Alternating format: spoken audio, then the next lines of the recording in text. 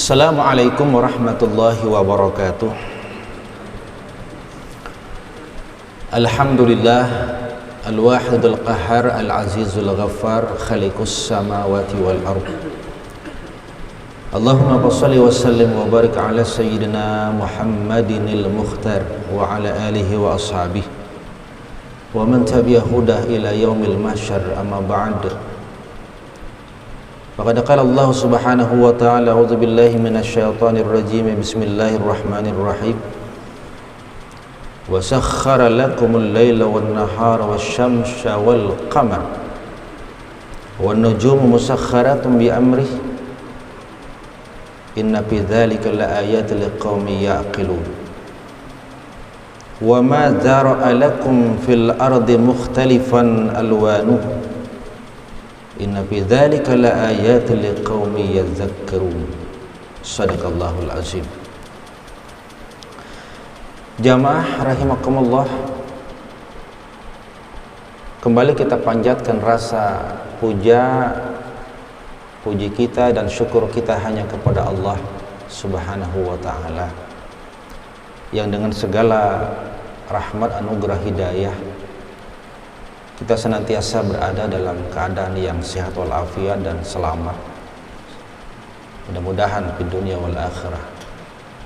Demikian pula kita senantiasa haturkan salawat dan salam kita, takzim kita kepada baginda kita Nabi besar Muhammad sallallahu alaihi wasallam, yang dengan sunnah beliau kita terbimbing, terarah agar bisa meniti dan menata kehidupan agar senantiasa berada pada jalan kebaikan dan keselamatan. Kaum muslimin rahimakumullah, pada subuh ini kita kembali melanjutkan pengajian tafsir Al-Quran. Kita masuk pada ayat yang ke-12 dan ke-13 surat An-Nahl, surat yang ke-16 yang kita bacakan, yang terjemahnya kurang lebih a'udzubillahi minasyaitonir rajim, wa sakhkhara lakumul laila wan nahara wasyamsa wal qamara. Dan dia Allah telah menundukkan bagi kita al-laila wan nahar, malam dan siang. Wasyamsa wal qamar, Allah pula menundukkan matahari dan bulan. Wan nujumu musakhkharatun bi amrih, dan bintang gemintang yang tunduk, yang patuh dengan titah perintah Allah. Inna fi dzalika laayat, semua itu merupakan tanda kuasa, kebesaran, keesaan Allah, liqaumi ya'qilun, bagi orang yang punya akal pikiran. Wa ma dzara'a lakum fil ard, dan demikian pula Allah telah menundukkan bagi kita apa yang Allah ciptakan di permukaan bumi, mukhtalifan alwanuh, dengan berbagai macam warna-warni dari kehidupan dan tumbuh-tumbuhan.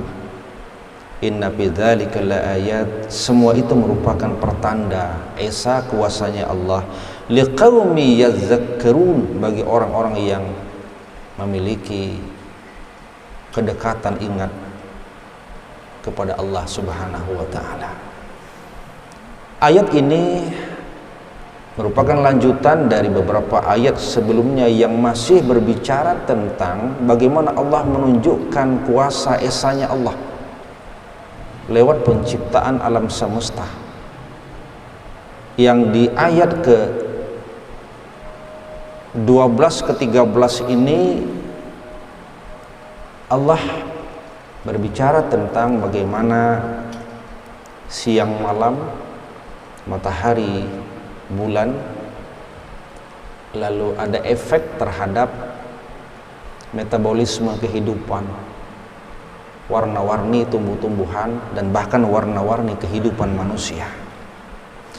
Kita awali dengan satu pernyataan ketika Allah mengatakan pada surat Al-Anbiya, surat yang ke-21 ayat yang ke-30, ketika Allah mengetengahkan pernyataan di hadapan orang-orang kafir Quraisy, awalam yarul ladzina kafaru annas samawati wal arda kanat ratqa Wahai orang-orang kafir, apakah anda tidak tahu, apakah anda tidak melihat bahwa bumi ini, alam semesta ini dulunya sebelum seperti yang ada sekarang, kana taratqa, satu benda padat, wujud yang satu.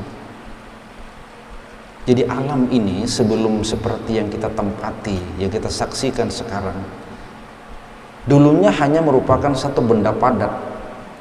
Ratkun itu benda padat. Kalau kita meminjam istilah orang ahli di bidang kimia, itu semacam primeval atom. Atom itu halus, lebih halus lagi ketimbang atom, namanya primeval atom. Awalnya bumi ini sebelum tercipta seperti ini merupakan ratkun, benda padat. Fafataqnahuma, lalu kemudian Allah pecah. Maka ini yang disebut dengan sebuah ledakan besar. Maka muncullah kemudian dalam teori sains, keilmuan modern, alam semesta ini tercipta dulunya dari sebuah ledakan besar, dari benda yang padat tadi. Fafataqnahuma, kami pecah, kata Allah. Maka pecahan-pecahan inilah yang kemudian menimbulkan teori dentuman besar, atau yang disebut dengan teori the Big Bang. Ini bubuhan ahli sains memandang ayat itu sekaligus menjadi informasi ilmiah. Quran dah memberitahukan dulunya alam kita ini satu benda saja yang kemudian mengalami keterpecahan, dentuman besar yang luar biasa. Wa ja'alna minal ma' kulli syai'in hayy afala yu'minun. Lalu kemudian Allah ciptakan air, yang dengan air itu menjadi sumber kehidupan. Minggu lalu kita bahas air sebagai sumber kehidupan dan air sebagai salah satu alat untuk pensucian diri, mulai berwudu sampai kepada membersihkan hadas kecil dan besar. Jamaah rahimakumullah, ketika alam semesta ini terjadi diawali dari sebuah dentuman besar, ledakan besar, maka dia digambarkan pada surat Al-Anbiya, surat yang sama, ayat 104. Yauma natwis sama katayis sijil lil kutub kama bada'na awal khalqin nu'iduh. Ketika dia terjadi pecah, itu bagaikan lempengan-lempengan kertas buku yang menggumpal-gumpal, bergulung-gulung. Makanya alam ini kalau kita lihat itu sebetulnya merupakan proses rotasi, perputaran.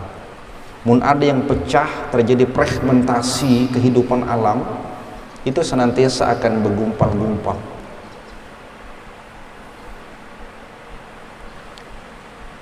Kama bada'na awal khalqin nu'idu, sebagaimana pertama kali kami ciptakan. Ini gambaran bahwa pertama Allah menciptakan, dia pecah bagaikan serakan, serpihan kertas-kertas buku yang bergulung-gulung. Maka ini yang dalam ilmu sains disebut dengan gugusan-gugusan, bintang-bintang.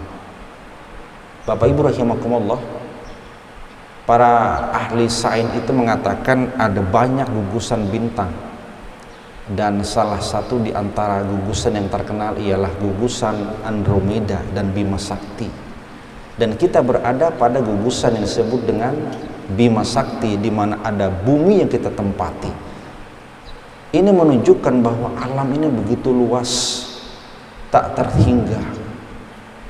Alam begitu luas, tak terhingga, dan alam tidak ada ujungnya.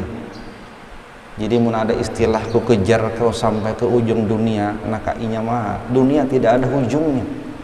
Begitu luas, terbentang. Maka Allah mengatakan al-basit, itu bentangan luas, seakan-akan hamparan sajadah, hamparan permadani. Tapi mun sejadah permadani kan ada ujungnya, tapi kalau bentangan alam tidak ada ujungnya. Nanti kita akan ketemu pada ayat yang membahas kenapa alam semesta dan bumi ini tanpa ada ujungnya, karena dia berbentuk lingkaran.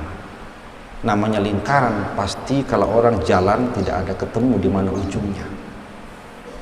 Jamaah rahimakumullah, kama bada'na awwala khalqin nu'iduhu. Ini yang kita garis bawahi. Kalau Allah menyatakan alam ini dulunya awalnya tercipta dari sebuah dentuman besar, ledakan besar yang kemudian menjadi fragmentasi, terpecah-pecah, nu'iduhu, akan kami kembalikan lagi nanti. Kapan? Kalau terjadi apa yang disebut dengan kiamat, maka artinya prosesnya sama dengan ketika awal Allah menciptakan alam semesta.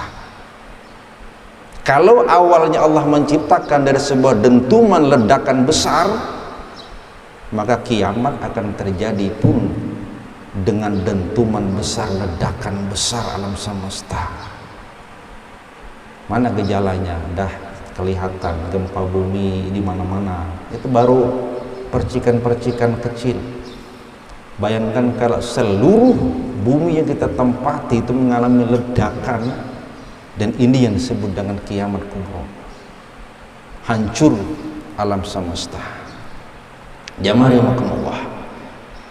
Jadi ini yang pertama kita sampaikan, bahwa Allah itu dengan kuasa esanya menciptakan alam dari proses dentuman besar, dan akan kembali kalau terjadi kiamat pun mengalami dentuman besar yang sama.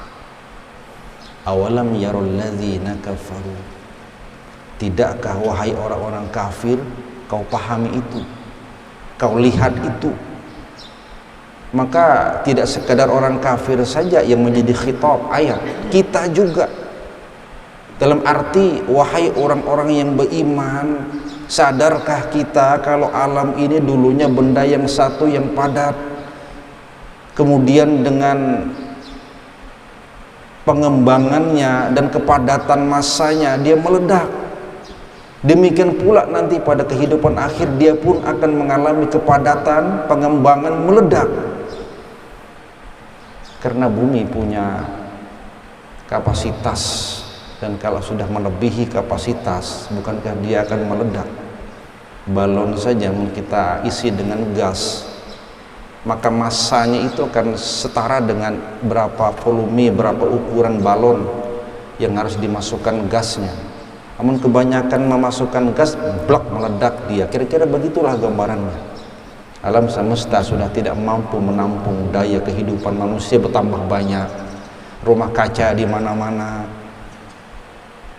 gunung dikeruk habis sebagai pasak bumi, bumi bergoncang bergoyang. Itu semua pertanda bahwa memang akan kiamat terjadi, akan menjadi sebuah ledakan besar. Jamaah rahimakumullah. Lalu yang kedua, ada fenomena menarik kalau kita perhatikan dari ayat ketika Allah menciptakan alam semesta. Wa sakhkhara lakumul laila wan nahara, Allah menundukkan bagi kita itu malam dengan siang. Wasyamsa wal qamar, matahari dan bulan. Mana dahulu, malamkah siangkah? Dahulu mana? Berdahulu siangkah, berdahulu malamkah? Padahkan malam siang, padahkan siang malam. Mana duluan? Ini teorinya sama dengan teori ayam dengan telur, Pak ya. Mana duluan, ayam kah telur kah? Tapi kalau pertanyaan mana duluan ayam dengan telur itu sudah terpecahkan itu. Ya, sudah terpecahkan. Orang Banjar terdahulu ketaraannya, Pak ya. Tapi kalau ayam dengan telur itu pasti ayam duluan. Tapi Abu Nawas juga, Pak. Di mana buktinya mendahuluan ayam daripada telur? Lomba lari. Ayam duluan, telur menik bisa lari, artinya kalah telur kan. Amun ayam bisa kawin, amun telur, kalah juga telur. Terdahulu ayam juga. Apalagi yang disebutkan mana duluan ayam daripada telur, jelaslah ayam penyebutannya. Mana duluan telur daripada ayam, jelas telur penyebutannya. Ini Ma'abun Nawas saja Pak ya. Tapi bicara soal ini, malam dengan siang, matahari bulan mana yang lebih awal? Tadi imam kita membacakan satu ayat di mana penyebutan bumi itu lebih awal ketimbang langit. Bumi ketimbang langit. Pada ayat lain Allah mengatakan langit ketimbang bumi. Sama dengan ketika Allah menyebutkan malam disebutkan lebih awal ketimbang siang. Tapi ada sisi lain di mana Allah menyebutkan siang baru malam. Demikian pula penyebutan asy-syamsu wal qamar, matahari dengan bulan, ada juga di ayat lain mengatakan bulan dan matahari. Maka Quran ini ingin mengajarkan kepada kita bahwa kita tidak bisa mengatakan mana yang lebih awal, mana yang lebih belakangan. Kenapa? Proses keterciptaan alam itu secara paralel, berbarengan. Dentuman besar blek langsung tercipta gugusan bintang-bintang yang salah satunya di situ ada matahari, ada bulan. Tidak bisa kemudian dikatakan mana awal dan mana akhir. Demikian pula dengan malam dan siang. Jamaah rahimakumullah. Wasakhkhara lakumul laila wan nahar. Yang ketiga yang kita garis bawahi adalah kata-kata taskhir. Allah yang menundukkan, Allah yang memerintahkan. Taskhir dalam tafsir Ar-Razi itu sama dengan al-qahar, takhir.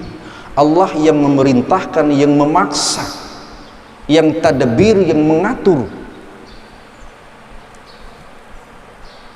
Malam dengan siang. Kita mungkin tahu bahwa kenapa terjadi malam. Yang kita tahu adalah ketika bumi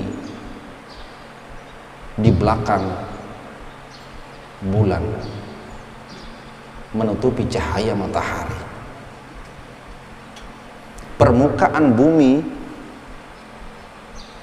di belakang cahaya matahari, maka terjadi malam. Mengapa siang? Permukaan bumi persis kena cahaya matahari, maka terjadi siang. Itu yang kita ketahui. Maka kaitan malam dengan siang, siang dengan malam itu ada kaitan dengan wasyamsa wal qamar. Makanya Allah mengatakan kutundukkan pula matahari dengan bulan, karena dia merupakan ilat, penyebab kenapa terjadinya siang dan malam. Matahari simbol siang dan bulan itu simbol malam. Wan nujum musakhkharatu bi amri, demikian pula bintang-bintang dalam ketundukannya kepada Allah. Ayat ini sekaligus memberikan informasi kepada kita tentang akidah keyakinan kita, bahwa kalaulah matahari itu merupakan ilat sebab terjadinya siang, dan bulan itu merupakan ilat terjadinya atau sebab terjadinya malam. Ar-Razi dalam tafsir Mafatihul Ghaib itu mengatakan bahwa matahari itu asy-syamsu 'illatun li hudutsil as-sana la li hudutsil yaum. Bahwa matahari itu merupakan ilat sebab siang itu iya. Demikian pula dengan bulan menjadi ilat sebab adanya malam.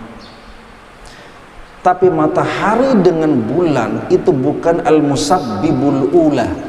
Dia bukan penyebab pertama. Maka siapa yang kemudian menjadi sebab yang paling pertama? Kalau matahari itu bergerak menyebabkan siang, bulan bergerak menyebabkan malam, maka matahari dengan bulan itu adalah penggerak. Tapi dia bukan penggerak yang pertama, dia bukan al-muharrikul ula.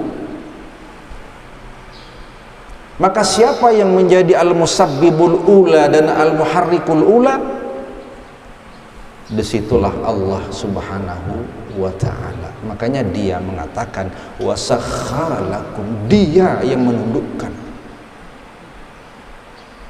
Jadi matahari bergerak itu atas perintah Allah, demikian pula bulan atas perintah Allah. Sehingga matahari dengan bulan itu hanya merupakan sebab awal, bukan sebab yang paling pertama. Ini kalau bicara soal sabab musabab. Dalam teologi Asy'ari ada yang disebut dengan asbab atau al-musabbib. Tapi sebab yang paling pasti, penyebab yang paling pasti, al-musabbibul ula, hanyalah Allah.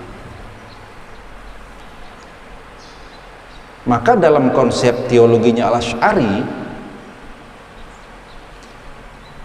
kalau matahari itu merupakan sebab terjadinya siang, itu hanya penyebab bahwa tidak ada lagi yang kita sebut dengan hari ini hari apa, minggu ini minggu keberapa, bulan ini bulan apa, tahun ini tahun berapa. Tidak ada lagi memang, karena matahari tidak bergerak. Hilang perhitungan hari, minggu, bulan, tahun. Asy-syamsu 'illatun li hudutsis sanah. Dia hanya menghilangkan perhitungan waktu saja.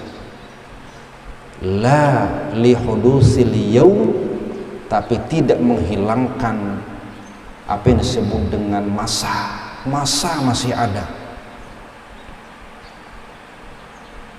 Itu sebabnya kalau kemudian matahari tidak bergerak, maka dia bukan menjadi penyebab utama, dan tidak mutlak kemudian masa hancur binasa atau hilang sama sekali, karena dia hanya menghilangkan dimensi perhitungan, bukan dimensi masanya. Ini ilmu tauhid. Karena Allah al-musabbibul ula, Allah yang menjadi penyebab pertama, yang dia atur itu bukan pada sebatas matahari penyebab siang, tapi Allah yang mengatur apa yang disebut dengan aflak. Seluruh petala langit dengan bumi itu Allah yang mengatur, dan matahari bekerja pada satu sisi yang paling kecil saja dan tidak menentukan. Maka apakah kalau matahari kemudian tidak bergerak akan otomatis binasa masa? Tidak juga. Kalau hukum aturan Allah yang dalam konsep aplaknya itu tidak berlaku, tidak akan berlaku. Ini hanya al-musabbib sementara saja. Jamaah rahimakumullah. Nanti kita akan ketemu pada konsep kiamat.